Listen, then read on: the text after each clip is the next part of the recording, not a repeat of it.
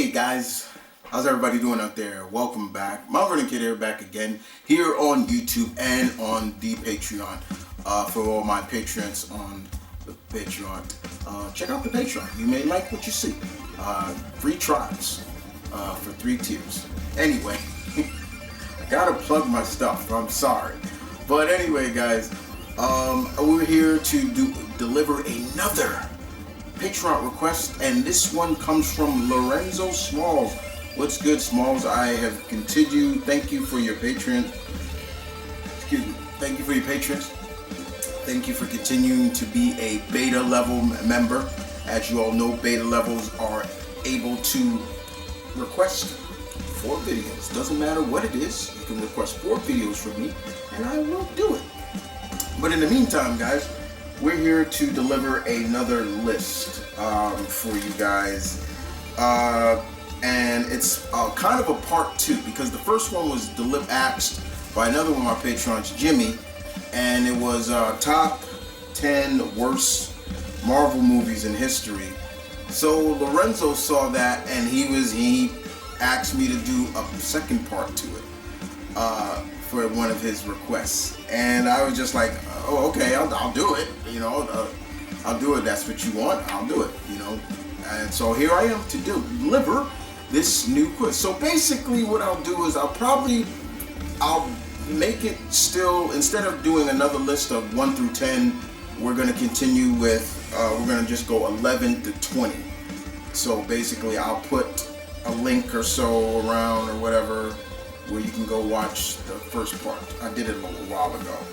But let's crack this down. Let's crack it open with 10 more of the movies, Marvel movies that that I don't really like. I think they're bad, and they could be MCU. But as always, I'll keep it true to what Jimmy said. It doesn't have to be MCU. So let's do this. So we're gonna go with number 11. And number 11 on the list is Man-Thing. The less I have to say about this, the less I don't want to get too upset. I don't need Hurricane coming out. But look, yes, there was a Man-Thing movie that came out a long time ago. The first time I saw it, I think it was on Sci-Fi, and I saw it, and I watched this crap, and I was just like, it's exactly what I said. This is crap. And I had this look on my face like, every time. See, they focus more on making Man-Thing a monster. But like Swamp Thing, there's more than meets the eye with this being. And I think they dropped the ball on that. What they did in Werewolf by Night gave Man-Thing more character than what they did in that garbage of a movie. So yeah, Man-Thing is number 11. Don't just look it up. Read the synopsis. Don't waste your time. I guarantee you're not gonna like it. It's terrible.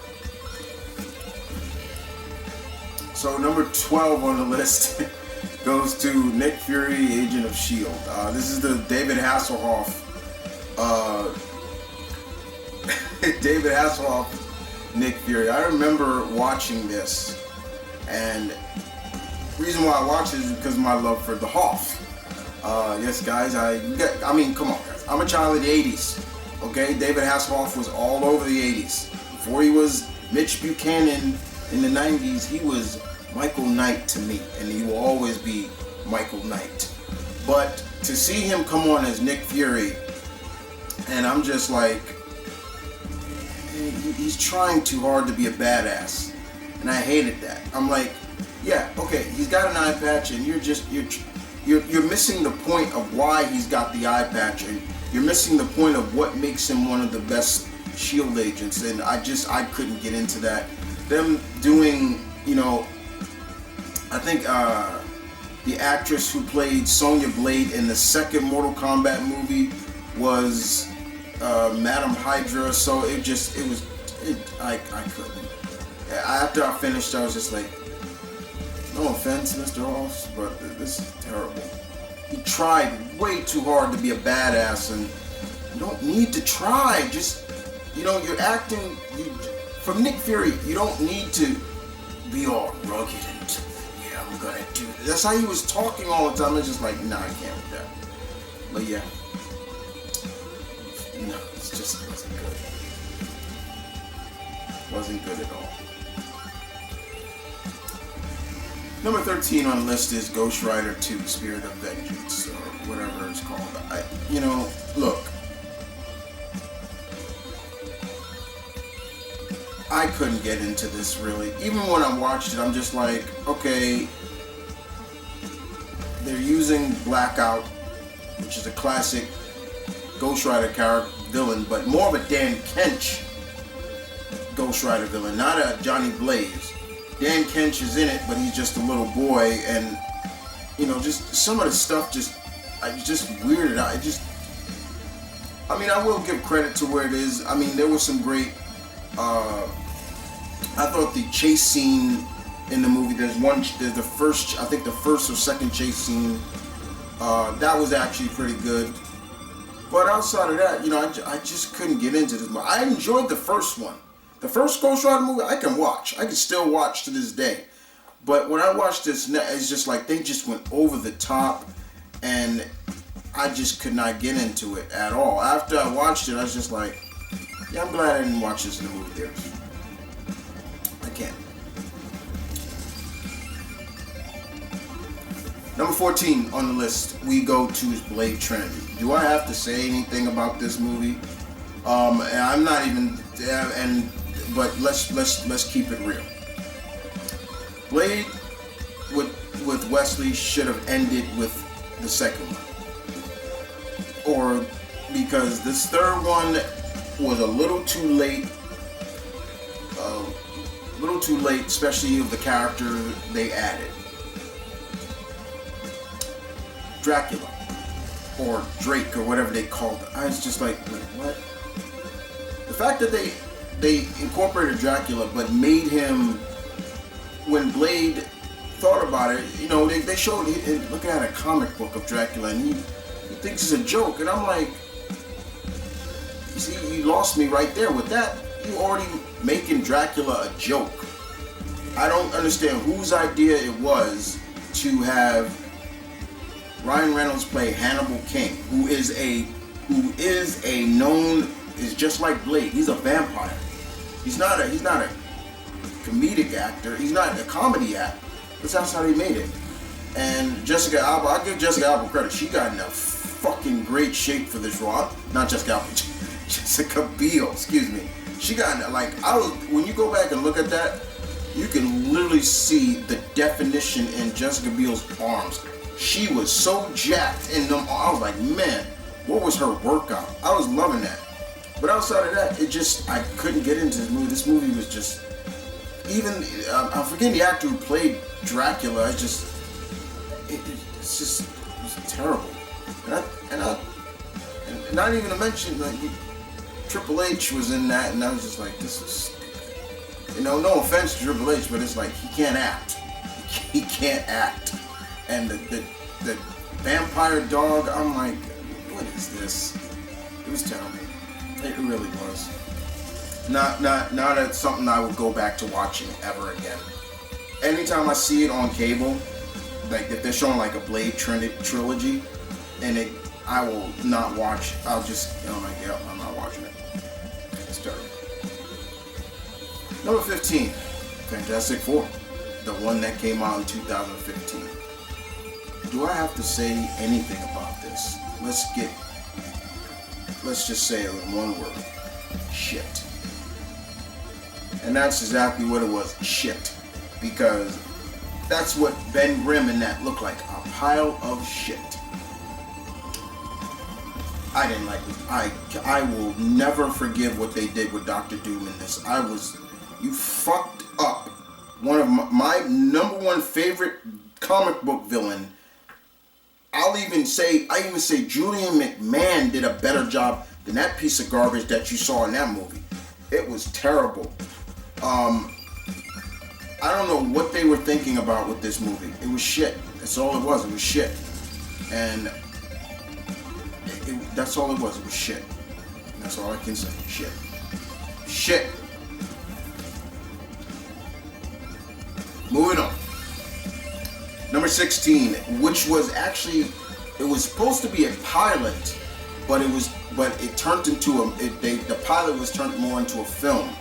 And we're going with Generation X. Here in New York, it came on Fox. And I can't remember too much about it. There are some things I do remember. I do remember that it focused on Jubilee. And the characters that they had in the show for Generation X was, they had Emma Frost, they had Banshee, they had Monica St. Croix, they had Skin, and I remember Skin, I believe Skin was played by Bumpy Robinson, and I can't remember the other character in it, but this was just terrible. This really was, because basically what it was, what I do remember is that they simply was taking Jubilee and basically making her feel like what she felt like in the X-Men 90s cartoon. Basically saying that she never joined the X-Men. And that's how it felt like. And I was just like, this is stupid. This is not how Generation X is supposed to be. They felt like the Generation X was never a branch of the X-Men. And I didn't like that. It's terrible. Whatever. Number 17 on the list. This may hurt me a little bit because of the character. It's gonna hurt, but I have to be honest with myself, and that character, that is the Amazing Spider-Man 2. I've said it before and I'll say it again. Andrew Garfield was not a bad choice for Spider-Man, because it was the little things he did that made me really like his version. Again, only true New Yorkers will understand this. Fellow New Yorkers, when he was in Spider, he spoke with an accent. You heard that Queen's accent come out of him, and I loved it. But outside of that, this movie fell into the category of every superhero movie when they want to go bigger, badder, adding too many characters and I know they were trying to set up the Sinister Six and all that other jazz, but the fact of the matter, it didn't work. I didn't like what they did with Green Goblin. Oh my God, that was terrible. There are certain aspects of the movie I do like. The one is, I hate to say it, but we actually got to see Gwen Stacy's death live action. We've only seen it in comic form, but we got to see it, and you knew it was coming. And shouts out to Emma Stone, because she was a great Gwen Stacy. She wore the same outfit how Gwen died, everything, but to see what happened to her when, that scene alone is just so poetic, where she's falling, Peter goes after her, he shoots the web, you see it come out. I love the significance of it. The web comes out and it literally looks like a hand trying to reach for her. I love that camera shot. That was a great camera shot. And by the time it caught her, she just hit over. And I remember in theater just going, oh, but outside of that, it wasn't for me. Rhino was in it. Electro, I didn't really like what they did with Electro in that either. There was just too much going on, and it just didn't feel right. Like I said, to me the best parts to me were the death. Sorry, but it was the death, and at the end where he came back, and I love that scene because I put myself in that little boy's shoes of being Spider-Man. And every time I watch that scene, I literally sometimes cry because I'm like, I start feeling tears, my eyes get watery, because he's, the kid is not scared of the rhino, and he's like, and he's just like, yeah, he's standing there, and then he comes back, and he's just like, he's like, I knew you'd come back, and he's like, yeah, you're a brave kid. And he's like, why don't you just, go back to your mom, and I'll take care of this. I love that scene because that's the spirit of Spider-Man, who he is, and what he is, and what he represents, and this New York, why he is one of New York's finest superheroes. He represents that community so well, and I like that scene. Outside of that, the rest of the movie I can't really say too much about. It wasn't that good. So number 18 on the list is Punisher Warzone. Again, this is another Punisher movie. Not necessarily that I hated it. That's why it's so low. I didn't hate it because I hated it on the count of one. I didn't like it that much because one, the plot was terrible to a degree. The plot was terrible. The storytelling, just how it was structured, really made no sense. Ray Stevenson as Frank was okay. He was fine. He didn't talk a lot, which thank God he didn't, because his accent kept breaking through it. Yes, it was gritty and gory, but if that's all you're here to see Punisher for, then you're missing the point. And the whole story kind of centered around that Frank, he killed a mafia family, and at the beginning of the movie, he broke into a mafia and he just killed them all. But what he finds out is that one of the guys is actually an undercover cop. And then it goes from there. I do like Dominic West as Jigsaw. I thought he was great. He look at what they did with him in that movie, Jigsaw, from him getting put into that glass recycled chamber and his face is all screwed up from there. Looked perfect. Compared to what Ben Barnes went through in the Netflix series, it was just like, we saw him get his face just raked on glass, and all he had is a little scar. I'm like, that's not Jigsaw. The other characters like Looney Bin Jim, I was like, that whatever. But it's just, there were just things about the movie I did not like, and also the point of view of like the police kind of being okay with Punisher doing what he did. Some of them, it just didn't, and there was just a lot of things about it. Just the dynamics of how they made New York look in that. I was just like, here we go again, making New York look so grummy and slummy and dirty, and I'm like, it's not. The New Yorker in me comes out big time, and I will say this: if it wasn't for the trailer, I wouldn't have found that badass music by I'm forgetting the band's name.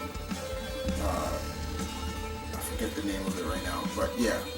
Go back and watch the Punisher Warzone trailer. You can see you hear the music I'm talking about. But yeah, Warzone makes my list. Number 9 on the list is another X-Men movie. The first part of this I said the past X-Men movies I did not like, but I'll start with the X-Men movie that I did not like out of the first original trilogy, and that's the third one. There's a lot of us in the community, in the geek community, we don't talk about this. It's like it's been erased from existence. Yeah. Last Stand was everything I didn't want. Again, the problem I have with X-Men movies is just fan service. Just throwing characters in there just to throw them in there with no real significance to the story or anything. It's just fan service. In that movie alone, we saw just fan service. we finally get Warren Worthington, Angel, played by Ben Foster, and he did really nothing outside of the beginning where we saw him cutting off his wings, trying to cut his wings off, which he has tried in the comics, in his early career. From somebody calling herself Psylocke to a version of Callisto, which I never knew existed. I remember Callisto being able to have super speed. Yeah, that was real good. And of course, the biggest reveal, the biggest thing that happened, Jean becoming the Phoenix, which had no build. There was no goddamn build to her being the Phoenix, and it was just terrible. Cyclops is killed off very early in the film. That was dumb. The only thing I did like, let's forget, we had the Juggernaut finally in the movie, and he's not related to Charles Xavier. It was just no, and he's a mutant. It was just wrong, just terrible. The only thing I will say that I did like was I loved Kelsey Grammer as Beast. I thought he was great as Hank McCoy. I will say that. I did not like. I also will say I did like the last where they're holding, where the X-Men are holding the line to save a leech, because they use leech. They basically use leech in there, and I think they kind of mixed up the legacy virus, and I was just like, yeah, this outside of that, this was not the movie for me. I will say I do like that final scene of them holding the line. I didn't care outside of, and I will give the credit of, Wolverine killing Jean, because that happened in the comics too. He was the one that had to kill her, but outside of that, there was no build of Jean with the Dark Phoenix or Phoenix at all. To me, it just felt like Jean on her, she just, that time of the month, if you know what I mean. Just, and last but not least, number 10 is Howard the Duck. Now, before you come at me, guys, with that, let me make this very clear. There's a part of me that will always love this movie because of what it was. It was just fun to me. But at the same time, it is something that I know for a fact Leah Thompson herself has stated she should have never taken this role. She's gone on record to say she should have never done this because she felt like it hurt her career. It really hurt her career. And I mean, they touched on some things in this movie that I'm like, are we going, animal philia and stuff? Like, there was some things, I shouldn't have been watching this as a kid. I'm like, wait, what is she doing? Like, there's a scene and it's just like, wait, what the fuck? You're like, what the fuck? The whole concept with the aliens, that were coming, that used to kind of creep me out a little bit. But this movie still has a special place in my heart. Even that's why it's last.